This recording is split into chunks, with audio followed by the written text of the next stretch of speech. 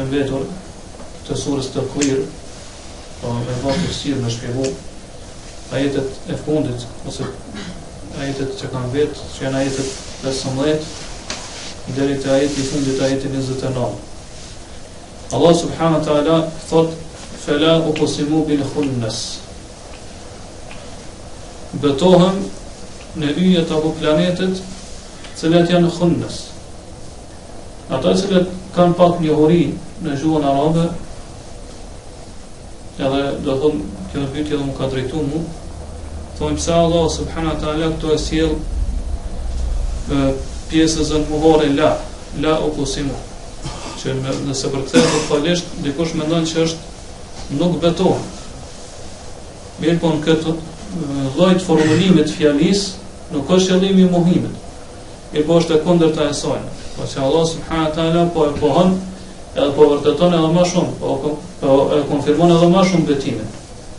Pra, kjo përkthehet që unë betohem në yjet cilat janë khunnas, ose betohem shumë në yjet cilat janë khunnas. Khunnas janë ato yje apo planete cilat, pra qëllimi pse i ka shujtë Allah shto khunnas, në gjuhën arabe është ai që vazhdimisht kthehet, pra vërtitet, kthehen në vendin ku ka qenë. E këto janë yjet cilat do njerë i shohim lart, po mbi horizont pjesën e lartë qiellit, e nga njerë i shohim poshtë, varësisht asaj që i shohim na me sytë tonë.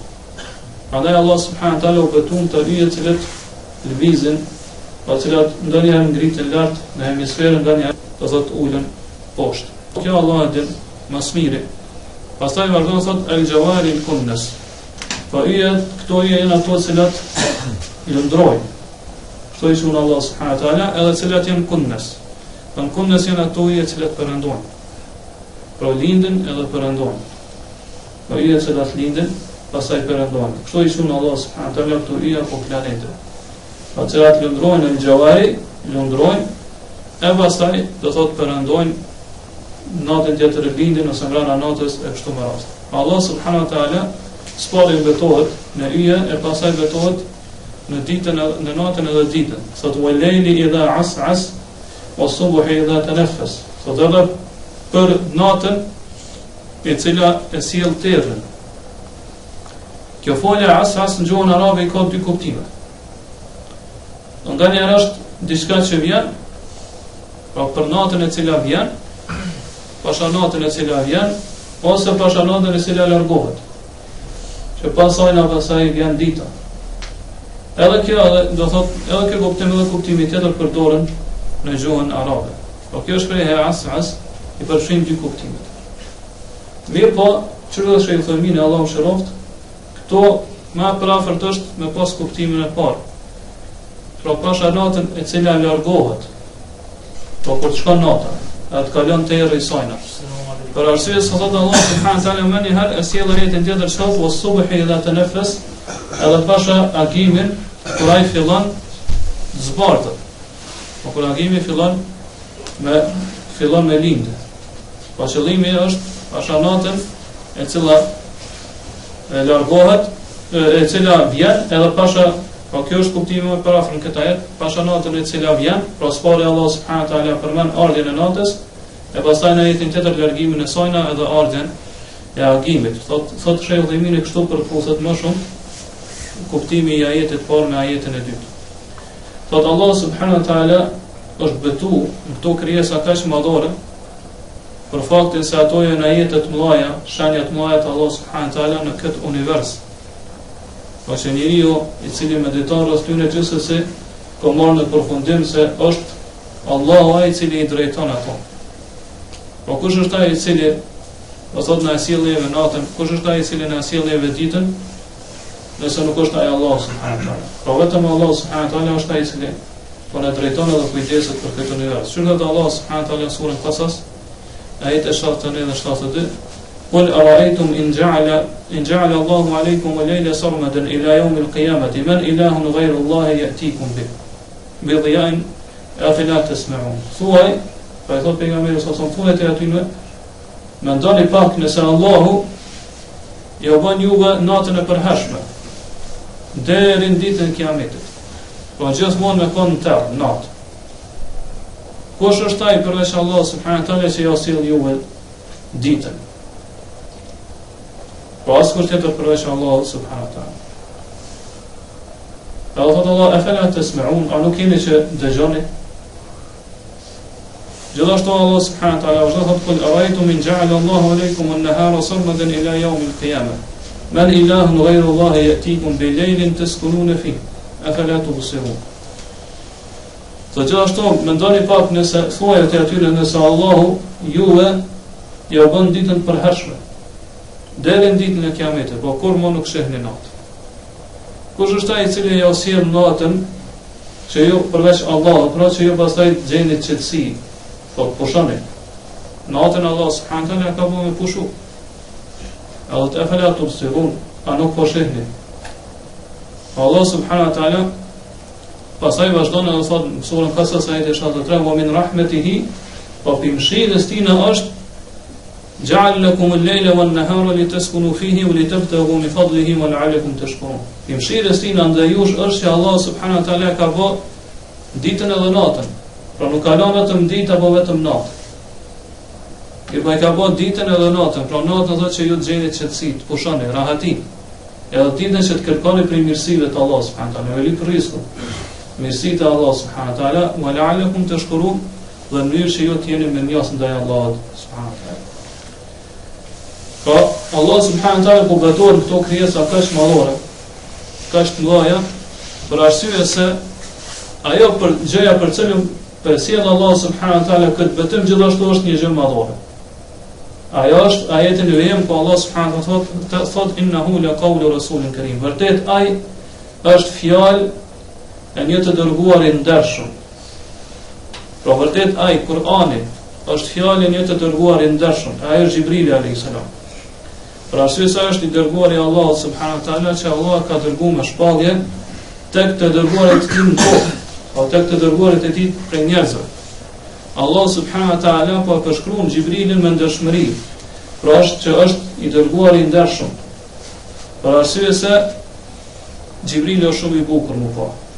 Ton pavjen e ka shumë të bukur, shumë të mirë. Allah subhanahu wa taala për këtë na tregon surën Najm, ajeti 6 thotë dhumirratin fastawa. Xhibrili është dhumirra, që posedon mirrë. Çfarë do thot mirrë? Dietarët do thonë mirrë është ai i cili posedon sjellje moral të mirë, edhe ka pamjen e mirë. E ka pamjen e mrekullueshme të bukur. Po kjo është Xhibrili alayhis salam. Kështu shkon pastaj në hadithe të shumta që pejgamberi sallallahu alajhi wasallam kur e ka përshkruar Xhibrilin e ka përshkruar në formë shumë të mirë. Do që është shumë i bukur më pas. Prandaj edhe këtu Allah subhanahu wa taala po tregon se ky melek, po i dërguar i Allah subhanahu wa taala të dërguarit e tij në tokë është i ndershëm. Pra është fisnik. Pra arsye se e ka edhe sjelljen e mirë, mirë po e ka edhe pamjen e mirë të bukur. Prandaj është Kerim, i ndershëm. Edhe vazhdon Allah subhanahu wa taala me përshkruaj Xhibrilin thotë dhi quwwatin 'inda dhil 'arshi makin. Ai është i cili posedon fuqi të mëdha. Edhe tek poseduesi i arshit ose tek pronari i arshit ka pozitë lartë. Allah subhanahu wa taala e përshkruan Xhibrilin që ka fuqi të mëdha. Dhe kjo është e vërtetë për arsye se pejgamberi sallallahu alaihi wasallam kur e ka pa Xhibrilin e ka pa në formën cilën e ka kriju Allah subhanahu wa taala. A ka treguar se ai ka 600 palë krah. Edhe kur e ka pa thotë këtë horizontin e ka mbush. E ka mbush këtë horizontin kur e ka pa pejgamberi sallallahu alaihi wasallam Xhibrilin. Ai që i fortë dhe i madh është Xhibrili. Që është transmetohen në Sahihun e Buhariut, ky hadith i pejgamberit sallallahu alaihi wasallam. Edhe dina që kur Allahu e ka shkatruar popullin e Lutit, ta kanë qenë 7 fshatra shumë të mëdha. Edhe Xhibrili vetëm në një cep, e njërin për krahëve tina, i ka marrë ata dhe i ka ngrit lart. I ka ngrit lart deri në qiell, saqë edhe banorët e qiellit i kanë dëgjuar flehurat e qenit. E qenëve, do thotë që kanë qenë ato 7 fshatra, pastaj i ka kthyr përmbes. Kjo tregon fuqinë e madhe që e ka Xhibrili alayhis salam. Apo do të ky Xhibril, po ky melek i Allah subhanahu wa taala me këtë fuqi kaq të madhe, inda dhil arsh makin, ka pozitë lartë ai i cili është pronari i arshit. Kush është pronari i arshit? Ai është Allahu subhanahu wa taala. Për arsye se arshi është mbi çdo gjë në këtë univers, e mbi arsh është Allahu, subhanahu wa ta'ala, Zoti i botëve. Që thot Allah subhanahu wa ta'ala në surën Ghafir, kur e përshkruan veten e tij, thot Rafiu darajat. Allah është ai i cili ka cilësitë e përsosura. Thot dhul arshi, edhe i cili e posëdon arshin. Yulki ruha min amrihi ala man yasha'u min ibadihi. Është ai i cili e dërgon shpalljen me urdhën e tij ku i don për robërët e tij. Po kjo tregon se posëduesi i arshit është Allahu subhanahu wa ta'ala. Pra ai që është mbi arsh është vetë Allahu subhanahu wa ta'ala. E Gjibrili tek Allah është mekinun. Pra mekin do thot me pozitë lartë. Po Gjibrili ka pozitë shumë të lartë te Allahu subhanahu wa ta'ala. Ka është prej thot meleku me pozitë më të lartë te Allahu subhanahu wa ta'ala. Pse Allah subhanahu wa ta'ala do thot ja ka dhënë këtë pozitë kaq të lartë Gjibrilit? Për arsye se Allah ka veçuar Gjibrilin me mirësinë më të madhe me cilën Allah subhanahu wa ta'ala i ka begatuar robët e tina. Ajo është shpallja. Po nuk ka mirësi më të madhe që Allah subhanahu wa ta'ala i ka begatuar robët e tij se sa shpallja që ja ka sjellë aty. Libra që i ka zbritur Allah subhanahu. Prandaj edhe meleku i cili ka sjellë këtë shpallje do të më pas pozitë shumë të lartë te Allah subhanahu. Ajo është Gjibrili alayhis salam. Prandaj nëse ne shikojmë mirësitë që Allah subhanahu wa ta'ala jep krijesave të tina janë dy lloje. Do janë mirësi në cilat gjitha krijesat janë barabarta në ato mirësi. Edhe kasht, edhe njerëz. Shall me hangër, me pi, me pas vend ku banon, do me kry marrëdhënie seksuale, këto do thot janë barabarta gjitha krijesat. Edhe njerëz edhe kasht. Mirë po është një lloj mirësive me cilat Allah subhanahu wa ta'ala ose një lloj mirësisë është me cilën Allah subhanahu wa ta'ala ka veçuar vetëm njerëz. E ajo është shpallja. Allah subhanahu wa ta'ala me këto ligje, me këto dispozita që i ka zbritur tek njerëz, Allah subhanahu wa ta'ala i ka veçuar njerëz ndaj krijesave të tjera. Po ligje, dispozita përmes cilave do të drejtohet jeta aty në këtë botë edhe në botën tjetër. Po nuk ka një mundësi njeriu me arrit lumturinë në këtë jetë, edhe në ahiret, botën tjetër përveç se përmes këtyre ligjeve apo përmes këtyre dispozitave, përmes kësaj shpallje që na ka dhënë Allah subhanahu wa ta'ala. Pra njeriu nuk do të jetë sikur kasht, sikur shtaz tjera, do të thotë gjithë jetën e tina me kalu vetëm me kënaqje e fshëtë tina. Me hangër, me pi, me kry marrëdhënie kështu me radhë. Me siguruni streh ku banon. Sepse kështu do thonë nuk dallon kurrë pi krijesave pi kafshëve të tjera. Mirë po njeriu do të me dallu veten me ngritur veten ndaj kafshëve të tjera me këtë shpallje, me këto ligje që Allah subhanahu wa ta'ala na ka zbritur neve, pra duke i zbatuar ato. Çfarë Allah subhanahu wa ta'ala surën Nahl ajetin 97: "Men 'amila salihan min dhakarin aw untha wa huwa mu'minun falanuhyiyannahu hayatan tayyibah wa lanajziyannahum ajrahum bi ahsani ma kanu ya'malun." Ai kushdo që bën punë të mira, qoftë mashkull apo femër, përderisa është besimtar dhe kryen këto punë të mira, do të Allah ne kena më dhënë atij një jetë të bukur, një jetë të mrekullueshme, një jetë të mirë. Po besimtari i cili zbaton urdhët e Allah subhanahu wa ta'ala, atë ka më kalu një jetë të mirë, një jetë të bukur. Edhe thot Allah në fund kena më shpërblyj atë person për veprat që i ka bërë me diçka edhe më të mirë.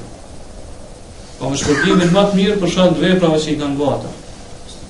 Po besimtari i cili bën vepra të mira është ai i cili edhe ka me kalu jetë të mirë në këtë dunja, edhe ka më shpërbly me shpërblim të madh në ahiret te Allahu subhanahu wa ta'ala. Prandaj nëse na hulumtojna edhe bëjna krahasim mes për shembull mbretërve dhe bijve tyre, apo ministrave dhe bijve tyre, apo pushtetarëve dhe bijve tyre, apo të pasërve edhe bijve tyre, për atyre që nuk e kalojnë jetën e tyre duke, do thotë nuk janë prej iftarëve të imanit, nuk janë prej besimtarëve dhe nuk bëjnë punë të mira.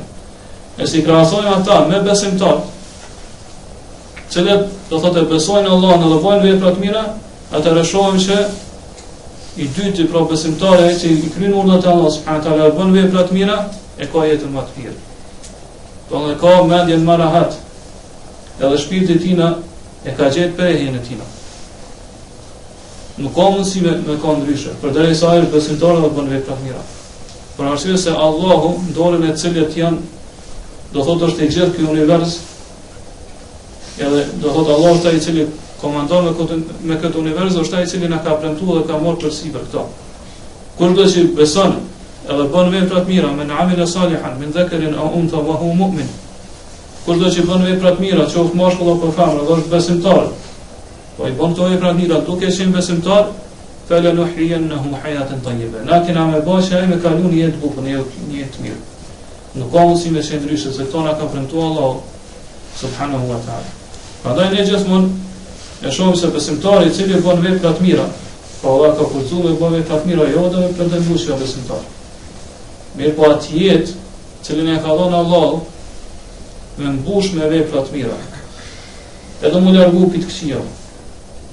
Atëherë ka me arrit rezultati, po që besimtari ka me qenë me zemra tina ka me qenë e hareshme, ka me qenë e gëzushme.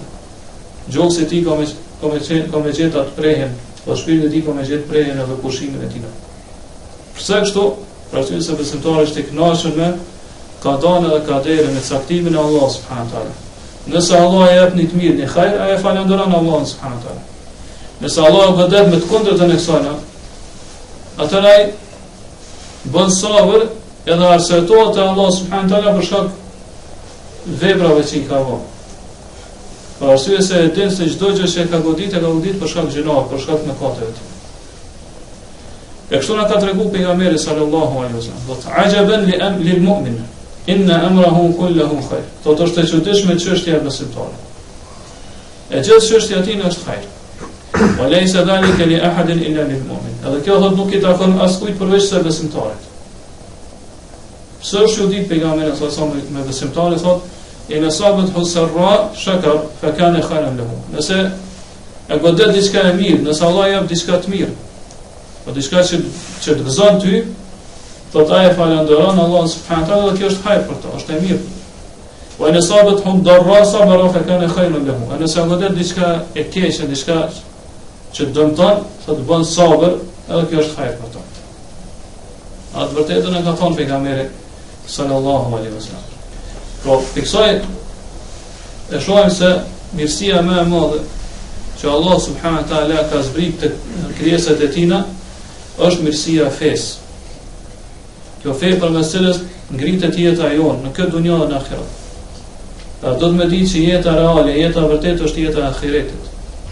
Jo jeta e kësaj dunjaje. Që thot Allah subhanahu taala në fund surës Fajr, kur tregon për jo besimtarin, në ajetin 24 thotë yaqulu ya laytani qaddamtu li hayati. Çka ka të thonë ai kur të ringjallet, i mirë unë sikur të kisha punu më shumë për jetën time. Po jetën e dunjas nuk e llogarit më jetë hiç. I po jetë cilën thotë llogarit si jetë vërtet është jeta e ahiretit. Arsye se dunjaja nuk është kurrë. Po jeta e vërtet është jeta e ahiretit.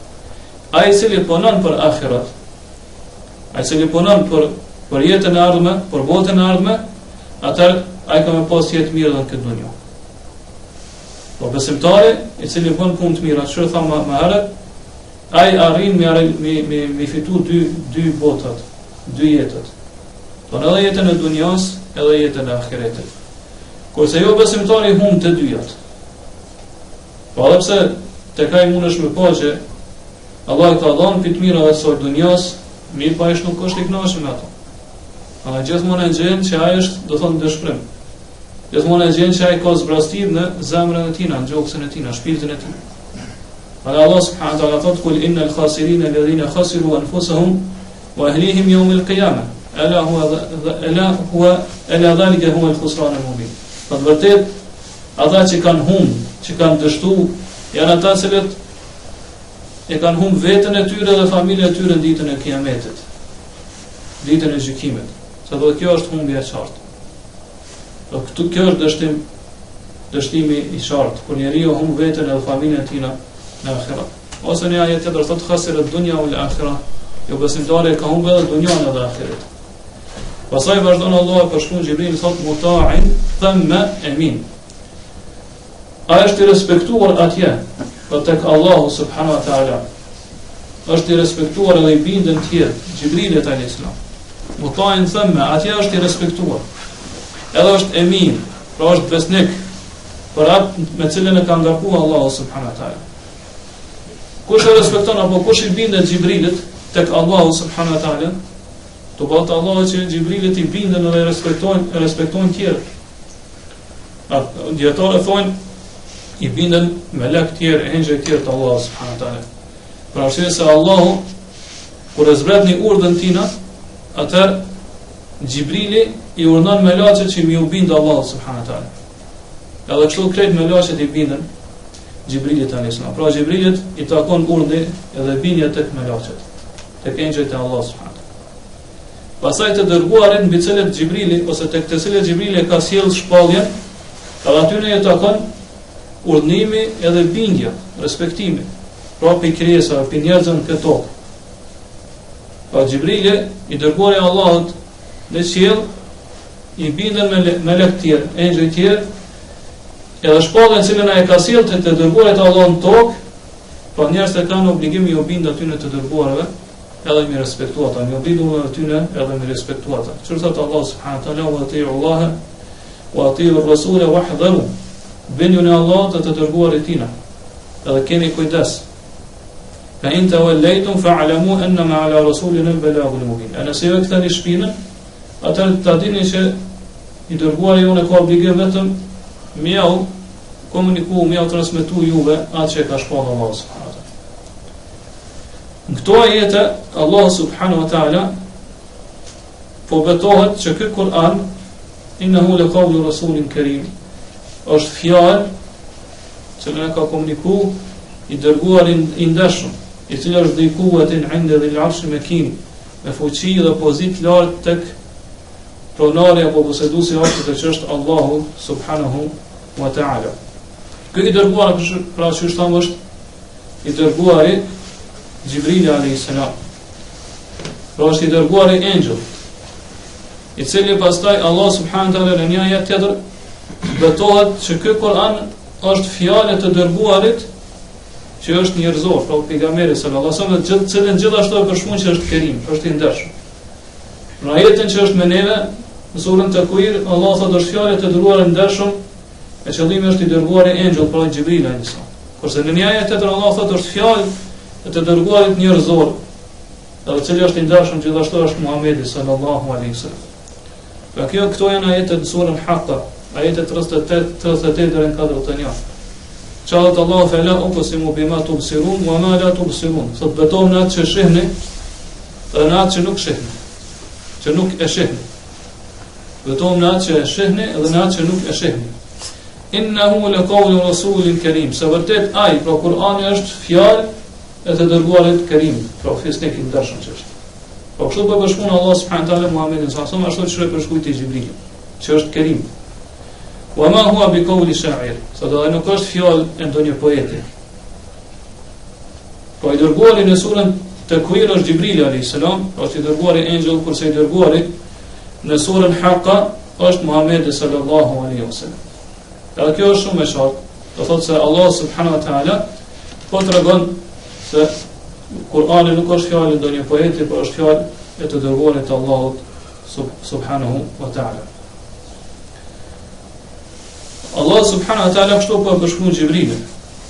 Po përshkruan që është Allahu.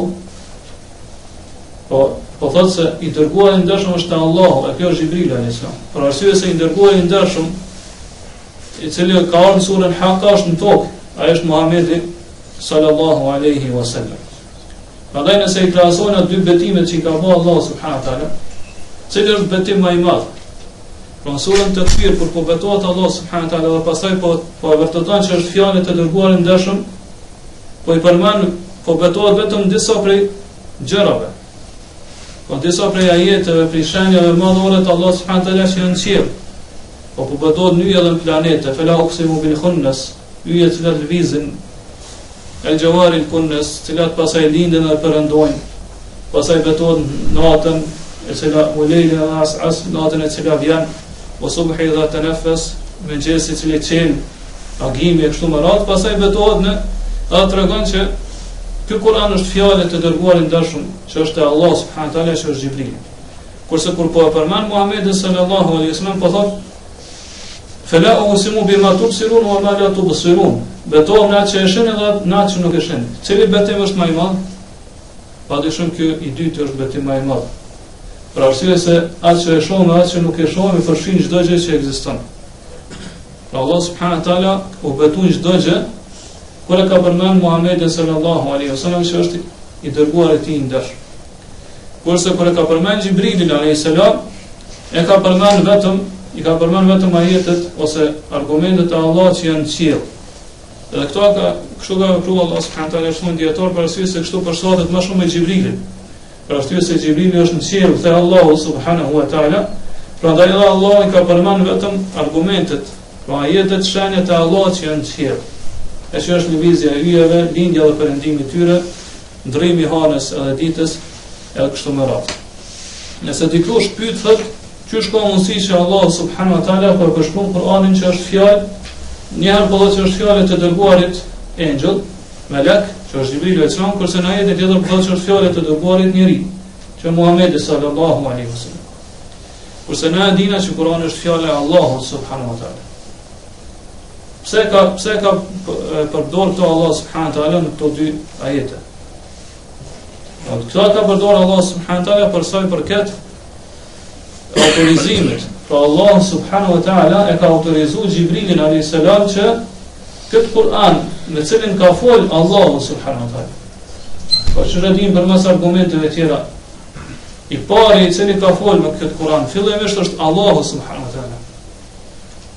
Cilin pastaj e ka bërë që me dëgju Xhibrili alayhis salam prej Allahut këtë Kur'an, e pastaj Allah ka autorizuar Xhibrilin që këtë Kur'an mja shpall Muhamedit sallallahu alaihi wasallam. E pastaj Allah gjithashtu e ka obliguar se vërnu, e ka autorizuar Muhamedit sallallahu alaihi wasallam që këtë Kur'an mja komuniku apo mja transmetu umetit e tij në njerëzve.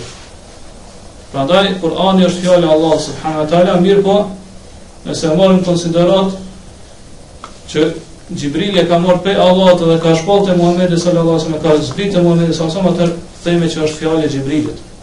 Gjithashtu nëse marrim konsiderat që Muhamedi i dërguar i Allahut sallallahu alaihi wasallam ka komunikuar dhe ka transmetuar edhe prej Xhibrilit, atë themi që është fjalë e Muhamedit sallallahu alaihi wasallam. Edhe vazhdon thotë wa ma sahibukum bi majnun. Dhe dijeni se shoku juaj nuk është i shmendur.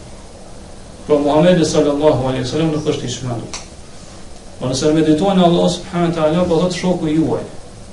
Pse po i thotë kështu i dhejtarëve të Mekës, shoku juaj? Për arsye se ata e kanë njohur Muhamedit sallallahu alaihi wasallam.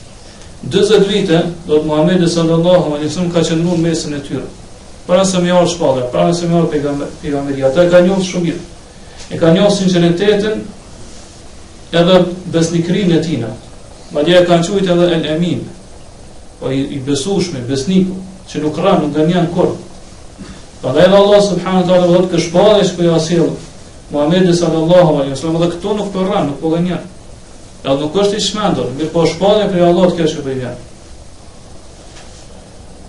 Po Muhamedi sallallahu alaihi wasallam është njeriu më i mençur, thotë Allah subhanahu wa taala, nuk është i shmendur, përfundrazi, ai është më i mençur, do të thonë nuk ka pas njeriu më ditur, më të mençur se sa Muhamedi sallallahu alaihi wasallam, nuk do të ketë deri në ditën e Kiametit. Pra nuk do të ketë dikush i cili do thotë ka pas mendjen, intelektin më të kompletuar se sa Muhamedi sallallahu alaihi wasallam. Edhe vazhdon thotë wala qad ra'ahu bil ufuqil mubin. Thotë edhe ai e ka pa atë. Pra Muhamedi sallallahu alaihi wasallam ka pa Xhibrilin bil ufuqil mubin, në horizont të qartë. E kjo do thotë qëllimi është që e ka pa lart në horizont pejgamberi sallallahu alaihi wasallam Xhibrilin. Po që thonë më herët, Muhamedi sallallahu alaihi wasallam Xhibrilin alayhis salam e ka pa 2 herë gjatë jetës tij në formën që e ka krijuar Allah subhanahu wa taala. Kurse në forma tjera e ka pa shumë herë. I po në formën që e ka krijuar Allah subhanahu wa taala Xhibrilin, në atë formë Muhamedi sallallahu alaihi wasallam e ka pa ato 2 herë. Një herë e ka pa kur i ka ardhur shpallja në fillim, shpellën Hira. Edhe një herë e ka pa kur pejgamberi sallallahu alaihi wasallam është ngrit në qiellin e 7, pra në Miraj. E këto Allah subhanahu wa taala në këtë sure, pra në surën Takwir, i referohet ngjarjes kur pejgamberi sallallahu alaihi wasallam e ka pa në shpellën Hira. Xhibrilin, po të ka po ato në horizont qartë. E kjo ka ndodhur kur ka qenë Muhamedi sallallahu alaihi wasallam në shpellën Hira, edhe Xhibrili ja ka sjell shpalljen prej Allahut në fillim shpalljes. Edhe vazhdon thotë wa ma huwa ala al-ghaibi bidanin, edhe i dërguari i Allahut sa i përket ghaibit, to qëllimi është shpalljes. Po shpallja që vjen prej Allahut subhanahu wa taala. Kjo është ghaib për neve. Po sa i përket shpalljes sot Allahu subhanahu wa taala, Muhamedi sallallahu alaihi wasallam nuk është banin. Çka është qëllimi i banin, nuk është koprac. Po nuk mundesh me akuzu që pejgamberi sallallahu alaihi wasallam ka lënë diçka pa komunikutën. Përkundërse Muhamedi sallallahu alaihi wasallam ka lënë mundësi, sa që ka dhënë raste dhe mundësia ja ka shfrytzuar që tjerë më jau përcjell fjalët e Allahut subhanahu wa taala. Po çdo rast, çdo mundësi që ju ka dhënë Muhamedi sallallahu alaihi wasallam ka përcjell fjalën e Allahut subhanahu wa taala. Prandaj është njeriu që qëndron shumë më lart e akuzave. Po që ka lënë diçka pa përcjell prej shpalljes të Allahut subhanahu wa taala. Për arsye se besnikëria dhe sinqeriteti i tij ka arrit kulmin. Po është plotësuar sa i përket këtij aspekti. Po pejgamberi sallallahu alaihi wasallam ka qenë besnik formën më të mirë, më të plotë. Edhe ka përcjell plotësisht, e ka përcjell fjalën e Allahut subhanahu wa taala. Në një lexim tjetër të Kuranit, kjo fjalë, po këtu në leximin që e bën është me datë, bidanin. Kurse lexim tjetër që është transmetuar pe pejgamberi sallallahu alaihi wasallam është bidanin me dha. E cila gjithashtu e ka kuptimin që nuk është i akuzuar Muhamedi sallallahu alaihi wasallam sa i përket shpalljes. Por çdo gjë që i ka ardhur te Allahu subhanahu wa taala e ka përcjell. Nuk ka mundësi dikush me akuzu Muhamedi sallallahu alaihi wasallam. Wa ma huwa bi qawli shaytanir rajim. Vazhdon ai dhe thotë edhe kë Kur'an nuk është fjalë e shejtanit të mallkuar. Por nuk është fjalë e asnjë prej shejtanëve, qëllimi është falltorëve. Të cilët do thotë shejtanët ju shpallin dhe i frymëzojnë. Pra falltorët shpallin e frymëzimin e marrin prej shejtanëve. Edhe ky Kur'an nuk është i atill, pra është fjala e Allahut subhanahu wa taala. Pa falltorët janë ata që do thotë i formulojnë nisën rana e pastaj ato do thotë i transmetojnë tek njerëz përmes falltorëve. Po shejtani përmes falltorëve i përhapin nisën rana më shumë tek njerëz. E ky Kur'an nuk është i tillë. Po është fjala e Allahut subhanahu wa taala. Prandaj thotë Allahu fa ayna tadhhamun. Ku po shkoni? Kam jam marr, ka po jam bani. Pse nuk i bindeni Muhamedit sallallahu alaihi wasallam? Për arsye se ky Kur'an është in huwa illa dhikrun lil alamin. Është kujtim ose për kujtim për botët. Po qëllimi i dhikr këtu është që është këshill edhe mi kthjell njerëz. Mi u kujtu aty në Allahun subhanahu wa taala. Po kush do të marr këshill, po përfiton për këtë Kur'ani, atëherë përfiton për këtë Kur'an. Edhe qëllimi me alemin që për botët është në këtë ajet është atyre ose janë ata të cilët është dërguar Muhamedi sallallahu alaihi wasallam. Për çuat Allah në një ajet të bomar salnaka illa rahmatan lil alamin. Ty të kemi dërguar vetëm si mëshirë për botët. Pra qëllimi është për ata të cilët është dërguar Muhamedi sallallahu alaihi wasallam. Allah vazhdon thotë ose në surën Furqan Allah thotë tebaraka alladhi nazzala al-furqana ala 'abdihi liyakuna lil 'alamin nadhira. Thotë i madhreshëm është ai i cili ka zbrit Furqanin. Po qëllimi është Kur'ani. Është ai i cili dallon kotën vërtetën prej pavërtetës. Po në hakun prej batilit, për këtë arsye është thujt Furqan. Po dallues, është ai i cili ka zbrit Furqanin tek robi i tij, që ai të jetë paralajmërues për botët. Po qëllimi është për ata të cilët është dërguar Muhamedi sallallahu alaihi wasallam. Limen sha'a minkum an yastaqim, thot Allah që kush don prej juve le ta ndjek rrugën e drejtë ose le drejtohet në rrugën e drejtë. Kjo fjali është si zëvendësimi i fjalisë më hershme. Pra sigur Allah subhanahu wa taala këtu po thot, në ajetën e më hershme thot in huwa illa dhikrun lil alamin. Ky Kur'an nuk është tjetër veç se dhikr, kujtim për botët. Këtë ajetin tjetër thotë limen sha'a minkum yastaqim. Edhe kush dëshiron piksoj botë ose pikëtyne botëve mu drejtuar në rrugën e drejtë.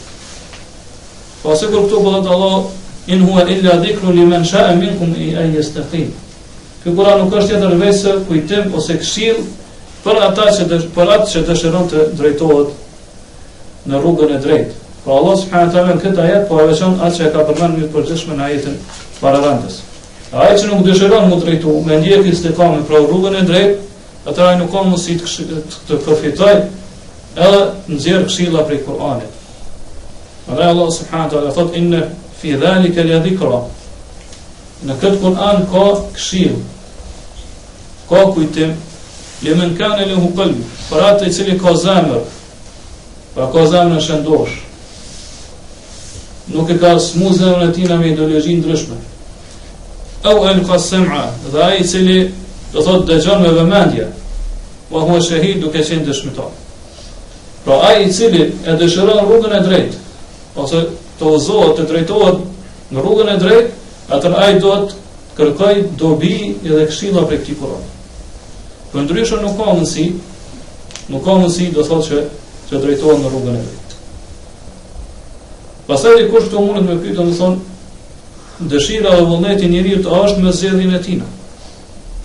Apo vullneti i tij, vullneti i njeriu apo ran pi dëshirës së njeriu, apo do thotë pi zgjedhjes së tij.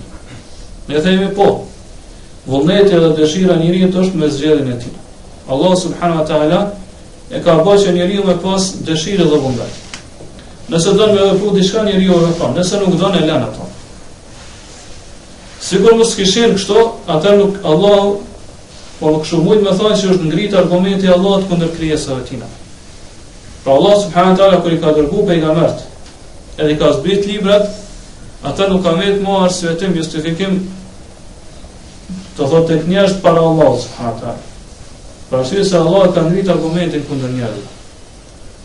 Prandaj sigur mos e shen kështu që njeriu me kanë i lirë me zgjedh, e pas vullnet edhe dëshirë me zgjedh çka don, atëherë në dërgimin e pejgamberëve dhe zbritjen e librave nuk kish pas argument që ne pasaj mund justifikuar me arsyetuar te Allah subhanahu taala në ditën e gjykimit. Pra njeriu padyshim vepron me dëshirën dhe vullnetin e tij.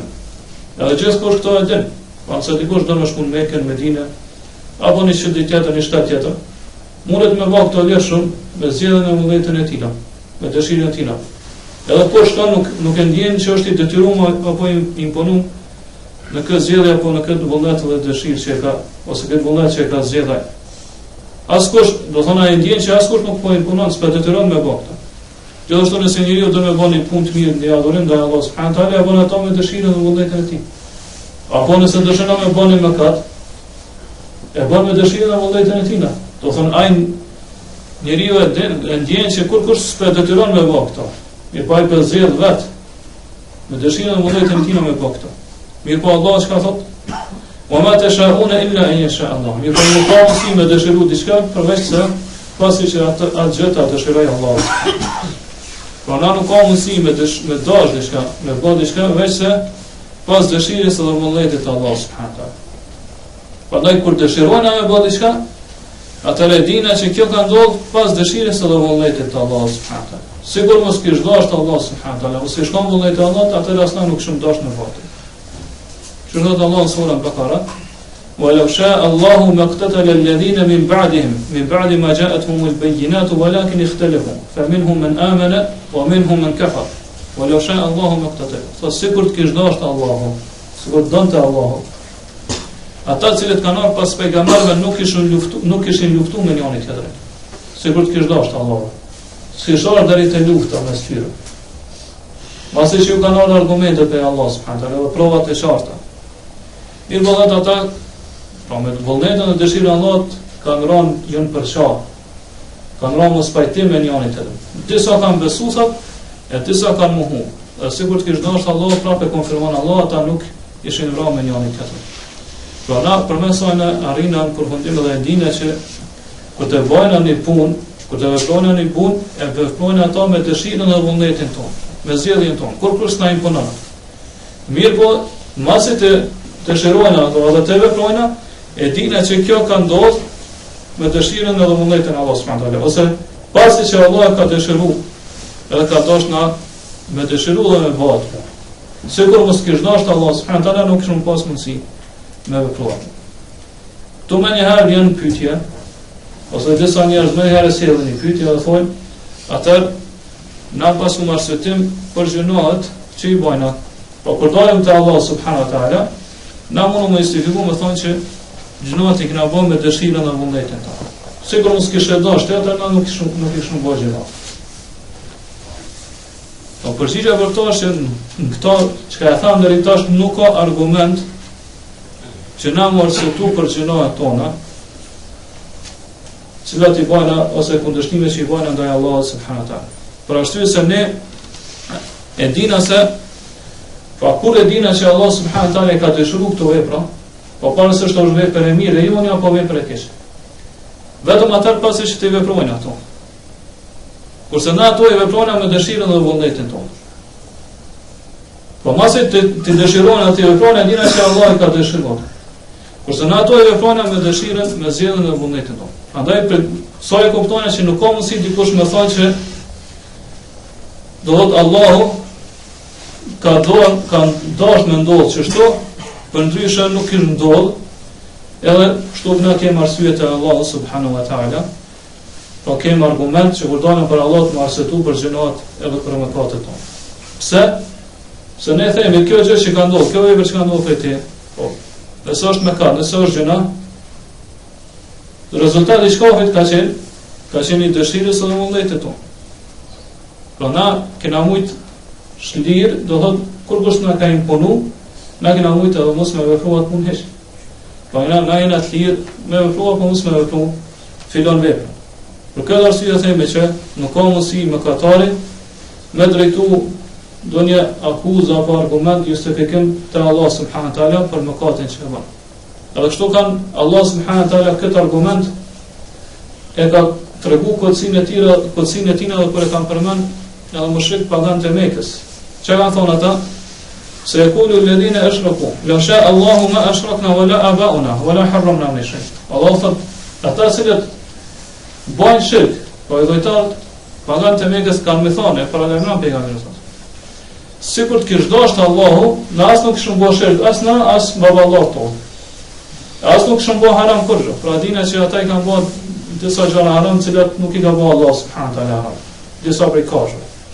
Çka do të Allah kedhalika kadzaba alladhina min qablihim hatta dhaqu ba'sana. Do të kështu kanë përgjështruar ata që kanë qenë para tyre. Derisa thot ata e kanë shijuar dëshkimin edhe dënimin tonë.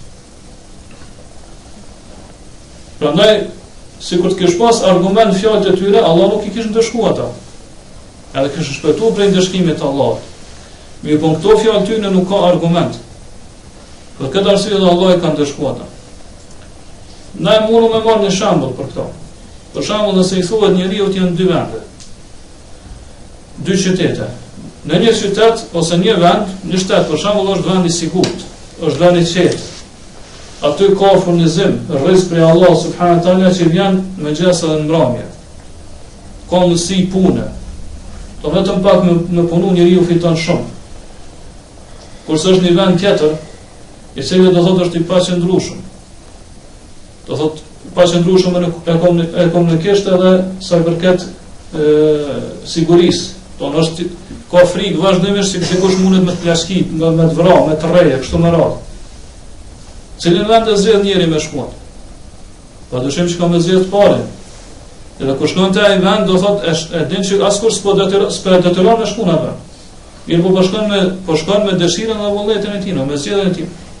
Po kur s'po detyron me shkuën atë. Mirë, po vetë po e zgjedh për arsye se aty jeta është më e mirë.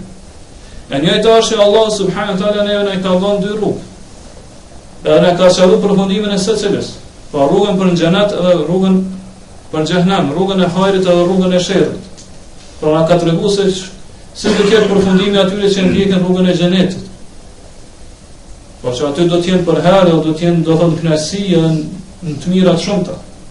Gjithashtu na ka treguar se ai i cili ndjek rrugën e xhehenamit, do të përfundimi i tij do të jetë ndëshkim edhe dënim të madh prej Allah subhanahu wa taala, do të jetë për herë atë. Ata duke bërë si krahasime, si analogji, do thotë qarta, e dina që do thotë secili prej neve ka me ndjek rrugën e xhenetit. Po dyshim, por askush prej neve do të përfundojë në xhehenam. Të ndëshkimi që Allah subhanahu wa taala ka përgatitur për ata që përfundojnë në xhehenam. Prandaj përmes këtyre krahasimeve, përmes këtyre shembujve ne do të arrijmë përfundim se ai i cili ndjek rrugën e xhehenemit, edhe bën vepra që çojnë në xhehenem, me mëkate ndryshme, atëherë çortimi kthehet te ai, ose çortimi bie mbi të. Çortimi e pushtrimi bie mbi të, do thotë ai nuk ka askënd, do thotë nuk mundet me akuzu për këtë. Përse sa ai vetë me dëshirën e vullnetin e tij ka zgjedh këtë rrugë, kurse ka imponu.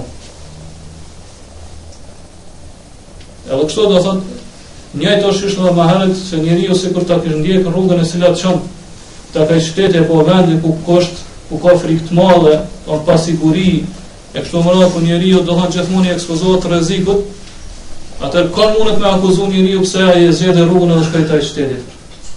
Po nuk mundet askën përveç se vetes tina, se ato e ka vënë me dëshirën edhe vullnetin e tij. Pra në fjalët e Allahut në vend shah, minkum yastaqim, kush dëshiron për juve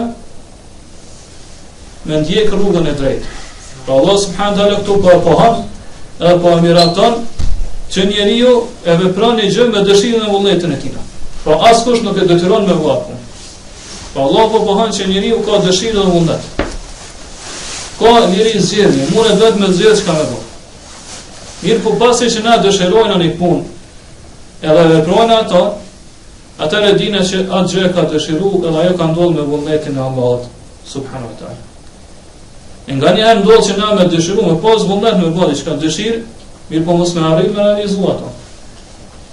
Këto e kuptojnë që Allah subhanahu taala ka dëshiru që na, do thotë mos me realizu ose mos me bëhet vepër, edhe pse kena dëshiru me bëhet. Po shpesh ndodhë që njeriu me dash me bëni punë, është i vendosur me kryen atë punë, po nuk ka veç dëshirën, po ka edhe vendosmërinë. Është i vendosur plotësisht me kryen atë punë, mirë po në momentet e fundit, çose të fundit do ndodh diçka vaj, do thotë nuk arrin me realizuar qëllimin dhe synimin e tij. Ose është e gjen veten e tij që po largohet, dikush po e shtyn, po e largon për asaj punë. Kjo tregon se Allah nuk ka dashje ti me krijuar.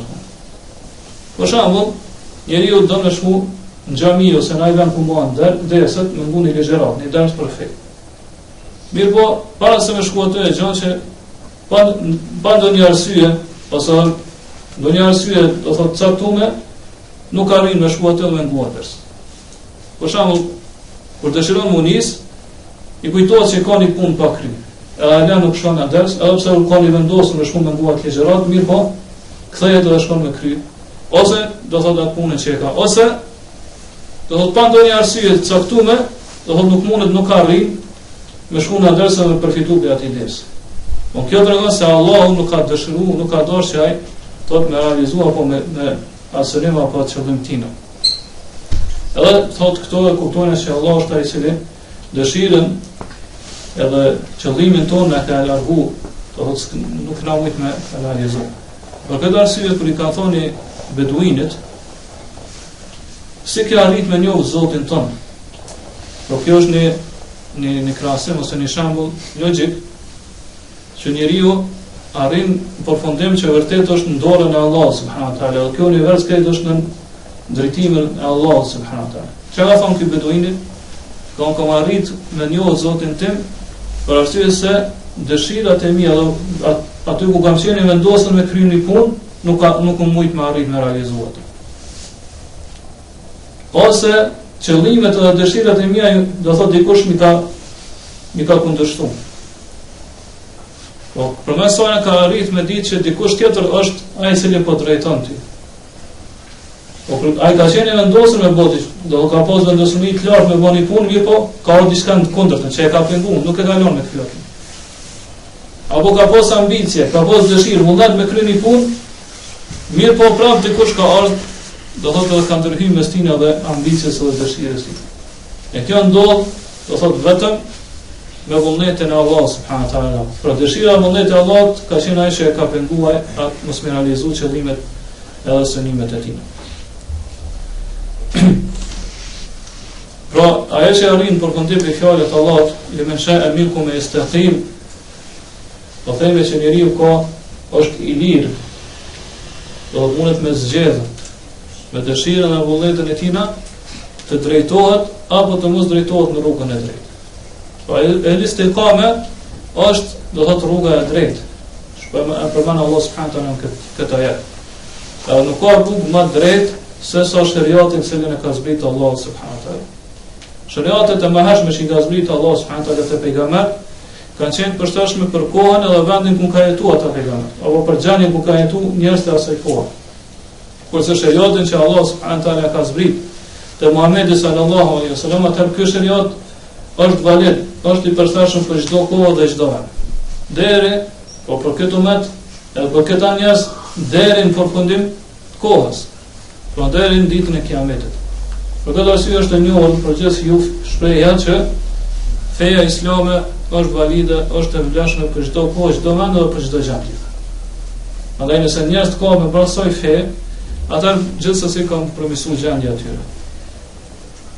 Për shembull, themi çysh është feja islame e përshtatshme për gjendjen e njeriu.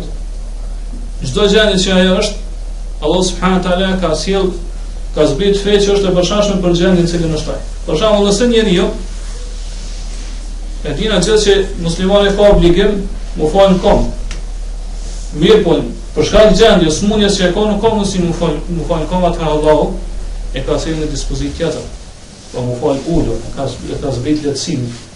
S'ki mundësi mu falë ulur, atë mu falë në shtrit, e kështu më radhë. Apo për shembull nëse njeriu është gjunub, edhe nuk ka mundësi mu pastru me ujë për shkak të shëndetit, apo nuk gjon ujë hiç, atëherë Allah subhanahu wa taala ka lehtësuar atina, po ka zbrit ligje që përshtaten për gjendjen e tina, pasi që nuk ka gjetë ujë, apo pasi që nuk ka mundësi me përdor ujin, që ai me marrë te jon, pra mu pastru me dhej.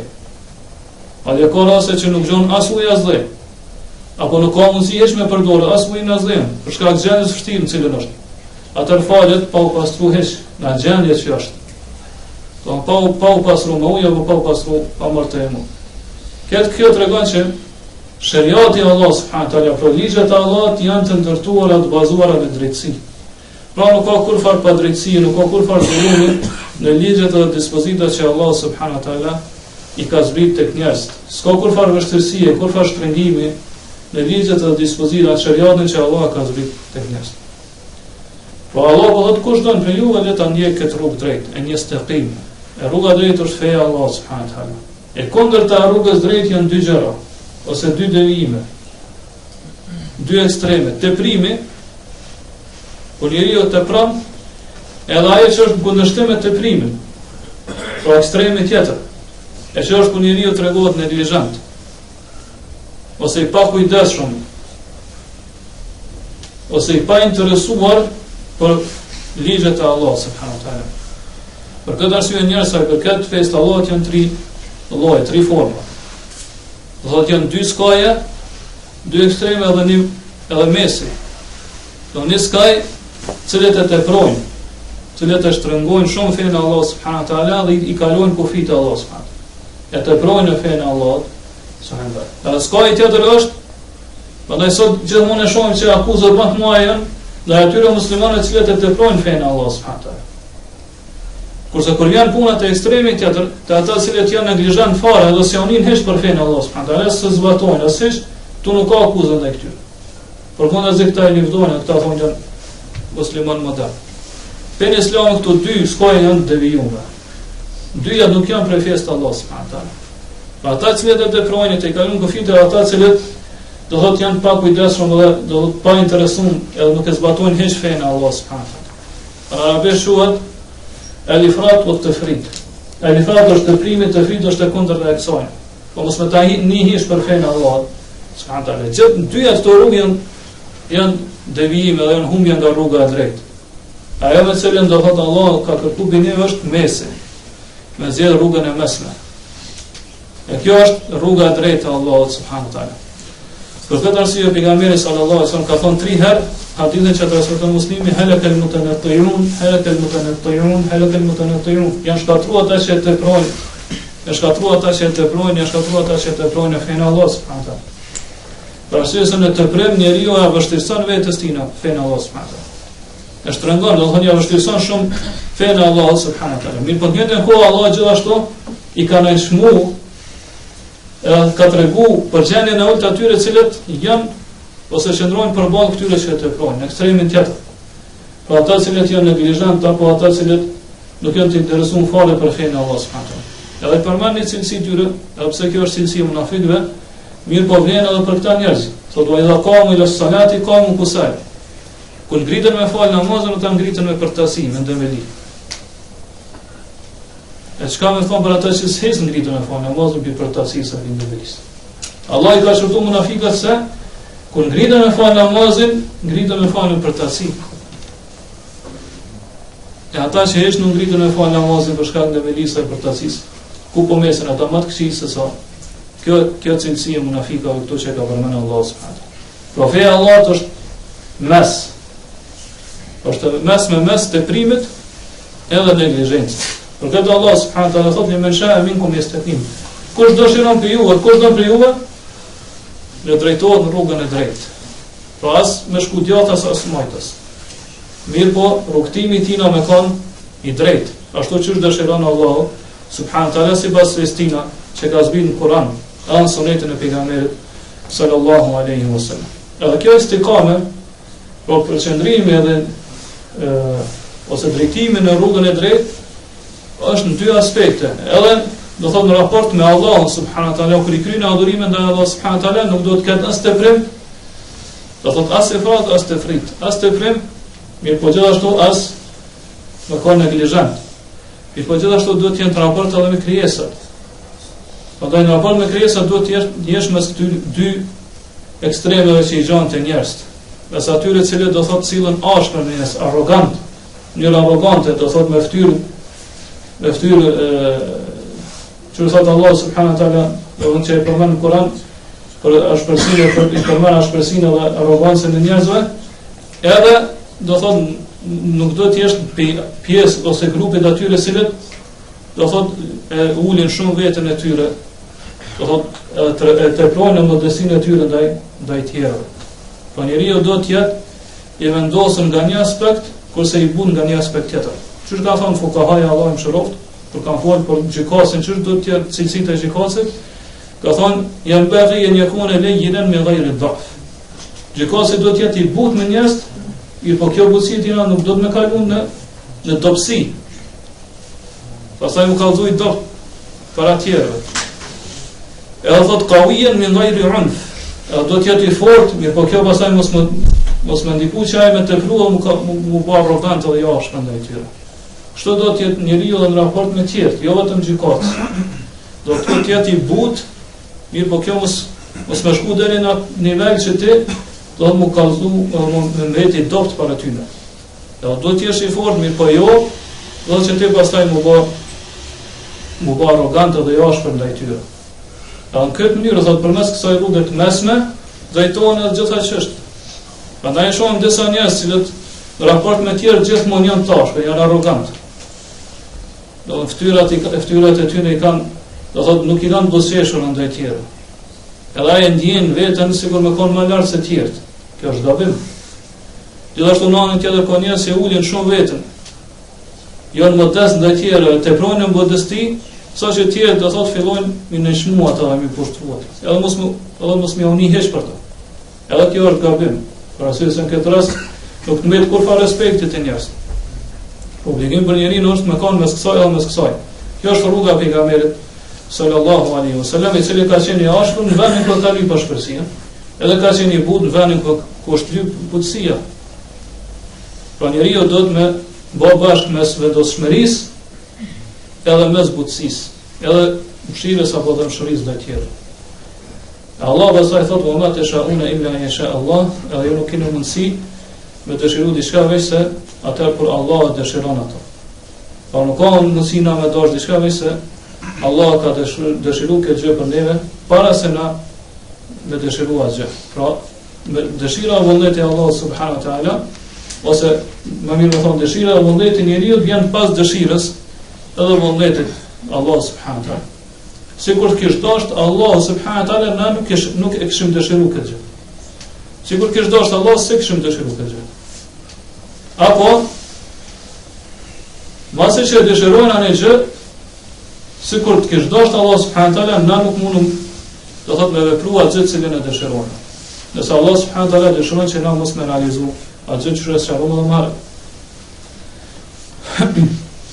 Pa Allah subhanahu wa taala nganjëherë ndodh që dërgon shkaqe, dërgon sebepe që neve më na pengu ose do të bëhet pengesë mes neve dhe dëshirave tona. Dhe nuk mund të thotë me realizuar ato dëshira. Prandaj njeriu ka obligim që e koni kujdesur në këtë çështje. Edhe me ditë që vepra tina ka ndodhur me dëshirën e tina. Pra njeriu ka dëshirë të plot, askush nuk e detyron me bëni vepër. Mirë po, kjo dëshirë vjen gjithmonë së bashku me dëshirën e Allahut subhanahu wa taala, apo vjen pas dëshirës së Allahut subhanahu. Edhe njeriu den që atë gjë që e ka dëshiru, nuk ka mujt me dëshiru veç se pas dëshirës së vullnetit të Allahut subhanahu wa taala. Pra ai sigur Allah subhanahu wa taala mos të kishte dëshiru, as ai s'kishte mujt me dëshiru atë. Mirë po edhe nga njëherë njeriu ka mundësi me dëshiru një gjë, po Allah me dërgu shkaqe sebepe që me të pengu mes teje dhe dëshirës synimit të. Prandaj Allah thot: "Wa ma tashauna illa yasha Allah rabbul alamin." S'ka mundësi me dëshiru diçka, vetëm se atëherë kur Allah dëshiron atë gjë, Allah është Zoti i botëve.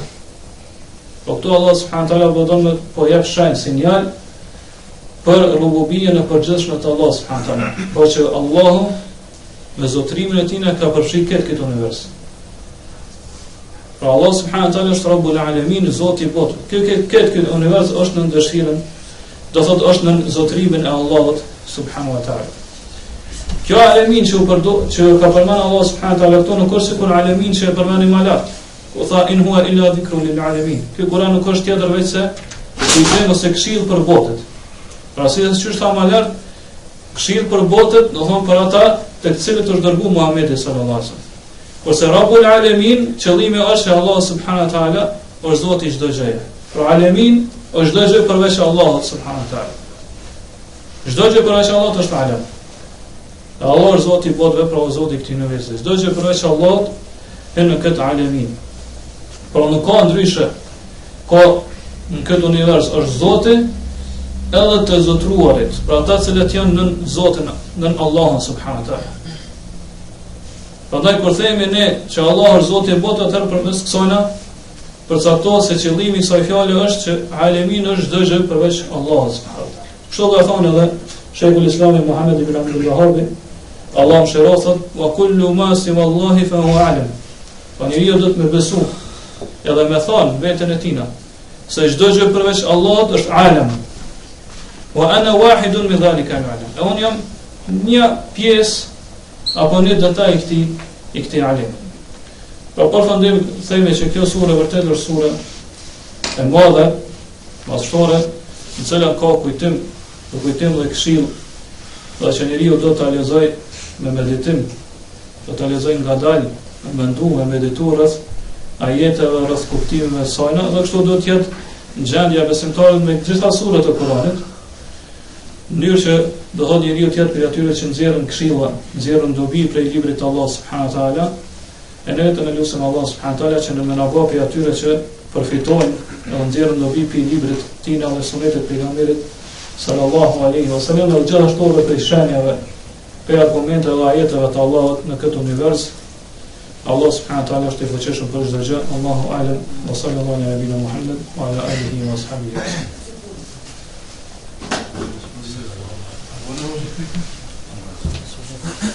Oh,